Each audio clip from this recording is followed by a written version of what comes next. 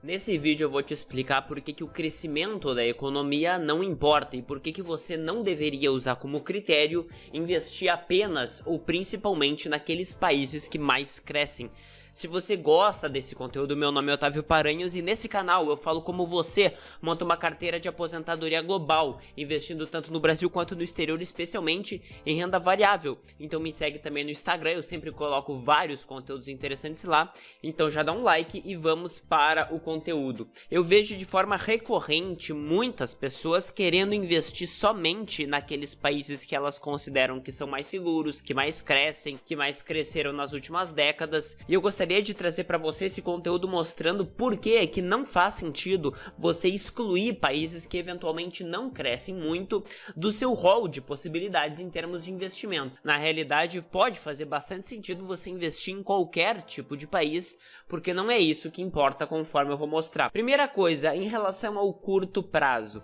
No curto prazo, o mercado não é a economia, tá? O que isso quer dizer? Quer dizer que a economia ela olha para trás e o mercado ele olha para frente. O mercado, ou seja, o valor das ações, o preço que as ações são negociadas no mercado depende das expectativas. Se a economia está péssima, mas as expectativas são boas, as ações sobem. Se a economia está boa, mas se as expectativas estão ruins, as ações caem. É muito difícil você saber como que o mercado ele vai se comportar, apesar da economia estar indo bem, ou mesmo que ela esteja indo mal. Uma questão que apareceu recentemente, na realidade foi o ano passado, é a questão da inversão da curva de juros nos Estados Unidos, que poderia prever uma crise econômica e consequentemente uma queda nos preços das ações. O que é isso, Otávio? Eu não entendi, eu não sei o que é. Quando a gente fala de curva de juros, a gente quer dizer a diferença entre o juro para receber no curto prazo ou para receber no longo prazo.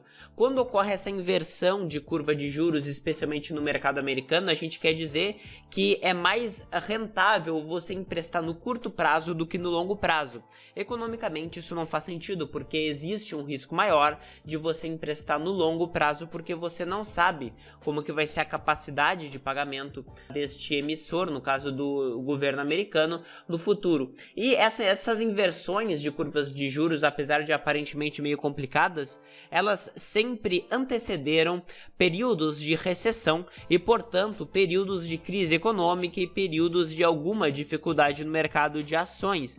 Então muitas pessoas recentemente, agora em 2019, não queriam investir em ações porque achavam que, como ocorreu uma inversão da curva de juros americana, isso poderia prever uma crise no mercado de ações e, portanto, enfim, uma perda de dinheiro, né, do seu investimento. Mas, na realidade, não há uma relação direta neste curto prazo, de até de 5 anos, entre o crescimento econômico e o desempenho da Bolsa de Valores. Essa questão ela foi estudada por um paper, ou seja, um artigo acadêmico do Eugene Fama e do Kenneth French. Eles fizeram esse paper em 2019, analisando justamente essa inversão da curva de juros e se seria possível, com a inversão, saber qual seria o desempenho econômico do mercado de ações. Eu não estou falando o desempenho da economia. E o que eles viram foi basicamente aqui na conclusão que não há evidências de que inversões da curva de juros podem ajudar os investidores a evitar retornos de ações ruins.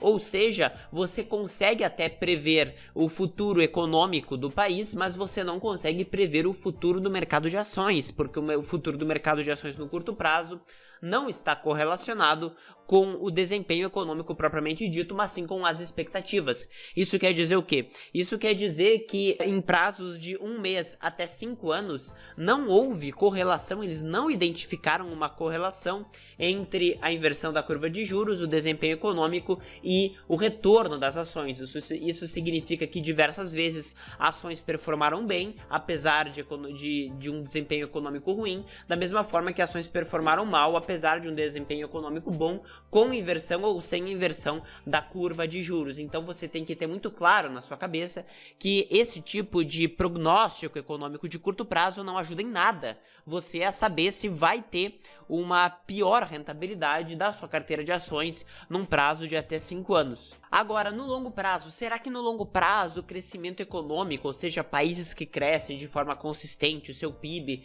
isso consegue refletir numa valorização das ações, ou seja, você ganha mais dinheiro por investir em países que crescem mais economicamente. Teve um outro paper, um outro artigo acadêmico feito pelo Jay Ritter em 2012, que ele analisa de forma muito interessante o desempenho de diversas bolsas de valores em países emergentes e países desenvolvidos em relação ao crescimento per capita do PIB desses países. Há uma correlação ou zero ou negativa do crescimento econômico com o desempenho das bolsas de valores e das ações em específico. Isso quer dizer que alguns países, embora tenham desempenho no mercado de ações muito bom, eles crescem menos ou crescem de forma equivalente a outros países que tiveram performances muito ruins no mercado de ações, mesmo tendo crescido a sua economia por habitante de uma forma mais consistente. Esse gráfico aqui é dos países desenvolvidos de 1900 até 2011,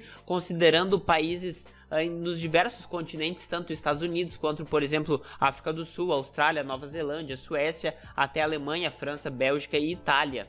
Quando a gente olha, por exemplo, como que ocorreu essa correlação nesses países desenvolvidos, você vê que a correlação foi de menos 0,32. Isso é uma correlação negativa bem forte. Quando a gente vê, por exemplo, depois de todo o período de guerras, que as pessoas poderiam falar, não, países desenvolvidos sofreram muito com guerras na primeira metade do século. Quando a gente pega só metade do século posterior, a partir de 1970, quando a maioria dos países desenvolvidos já estavam bem pacificados e não houve conflitos armados internamente nem externamente, de 1970 até 2011, a correlação também é negativa, mas ela é menos negativa. Isso significa que é 0,04. Isso ainda mostra que não há uma correlação entre um bom desempenho de ações e um bom desempenho econômico. Quando a gente observa, por exemplo, países em desenvolvimento de 1988 até 2011, você vê o quê? Você vê que países como Argentina, Brasil, Chile, China, Índia, Jordânia, etc.,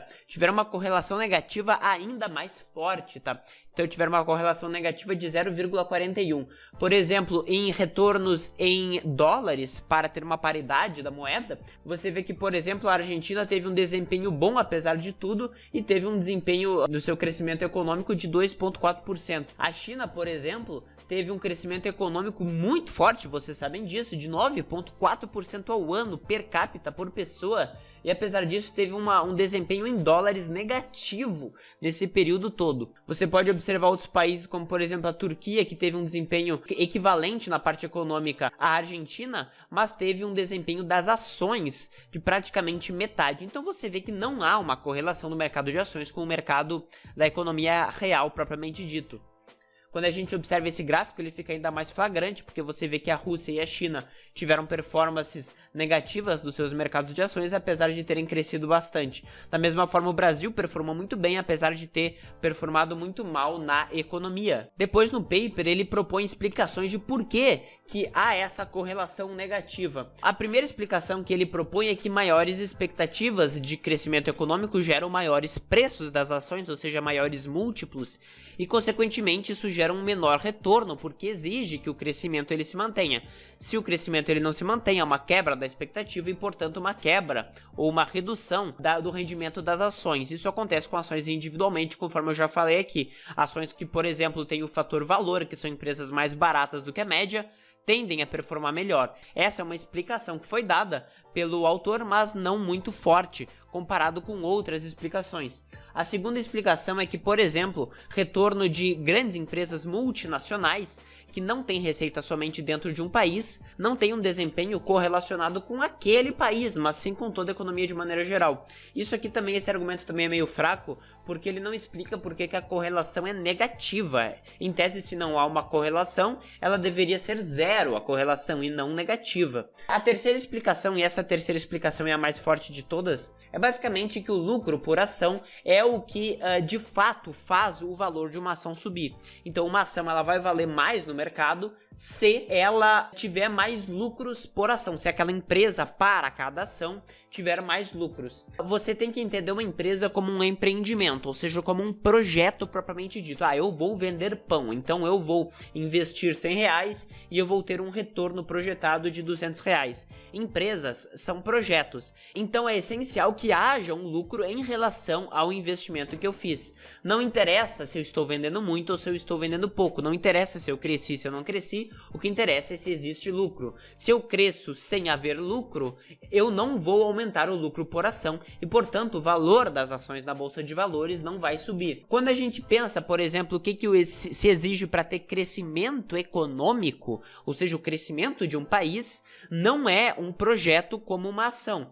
Um crescimento econômico de um país exige mais tecnologia, ou seja, maior produtividade, maior capital aplicado, ou seja, mais investimentos, e maior trabalho, ou seja, maior quantidade de pessoas trabalhando, uma população maior. Você vê que nenhum desses três tópicos aqui tem a ver com a rentabilidade do projeto propriamente dito. Você poderia me dizer, não, mas tecnologia pode aumentar a rentabilidade. Bom, a gente vai ver isso.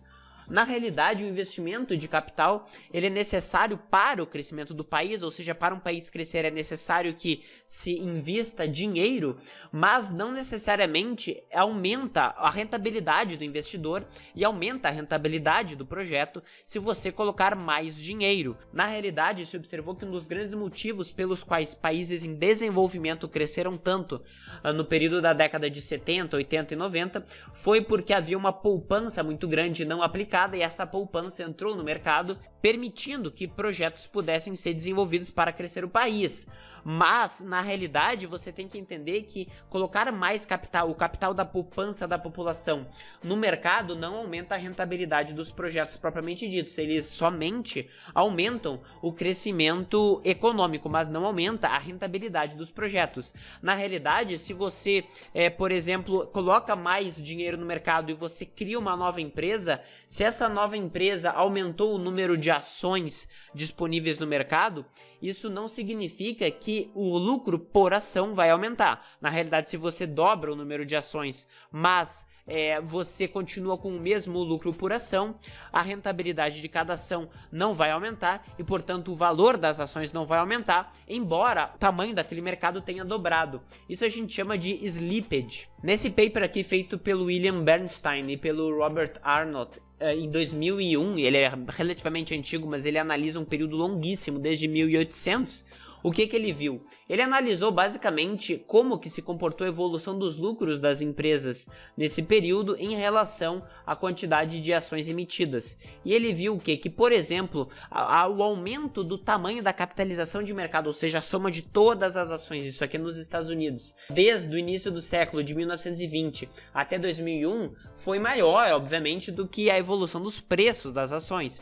Ou seja, os preços das ações sobem mais devagar do que o tamanho total do mercado, porque se emitem novas ações, novas empresas entram para o mercado, ou seja, há uma capitalização do mercado, pessoas colocam dinheiro para dentro, mas isso não significa que aqueles projetos vão ser mais rentáveis e vão aumentar o valor por ação. O valor por ação significa esse price index, ou seja, você aumentaria o valor, a cotação das suas ações se o lucro por ação aumentasse, mas não se você emite novas ações e se você cria novas ações. Isso foi observado na China recentemente, em que houve um incremento gigantesco de capital no mercado chinês, quando na realidade isso não aumentou a rentabilidade por ação das empresas chinesas e, portanto, não houve uma rentabilidade boa. Na realidade, você viu que você teria tido uma rentabilidade negativa de 1988 até hoje no mercado chinês, apesar do aumento brutal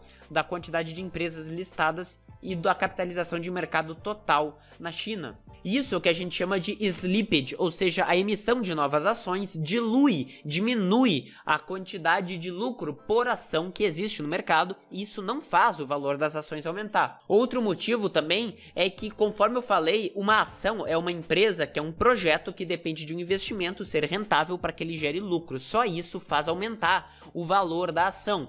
Se você cresce uma empresa com projetos que são pouco rentáveis ou que têm rentabilidade negativa, como por exemplo com NPV, que é basicamente o resultado trazido a valor presente, se ele for negativo, ou seja, se o projeto não gerar um resultado acima do risco que ele gerou, você vai ter destruído o valor. Isso aqui é muito notável, por exemplo, nas empresas de aviação, que cresceram muito, tiveram uma ampliação da tecnologia muito grande, tiveram custos reduzidos, mas os preços que elas colocavam para os consumidores também foi reduzido. Então, apesar de ter uma maior tecnologia, apesar de ter um capital investido muito grande, na realidade os projetos eram de forma recorrente, com resultados negativos, e portanto houve uma destruição de valor gigantesca. Pessoas que tivessem investido em ações de empresas de aviação teriam perdido muito dinheiro.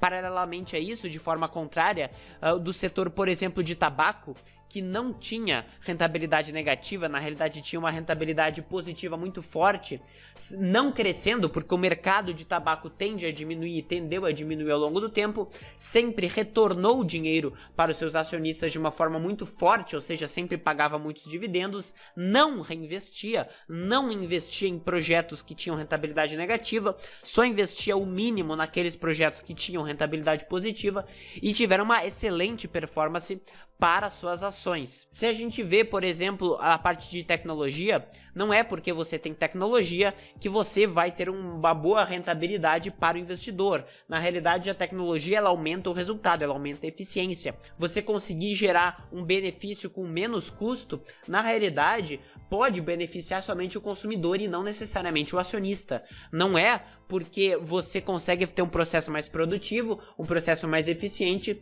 que o acionista ele vai se beneficiar se você estiver inserido em um mercado com muita concorrência que força os preços para baixo, conforme eu falei no setor de aviação, que fez com que pessoas que investissem nesse setor, apesar do capital e apesar da tecnologia, tivessem resultados muito ruins.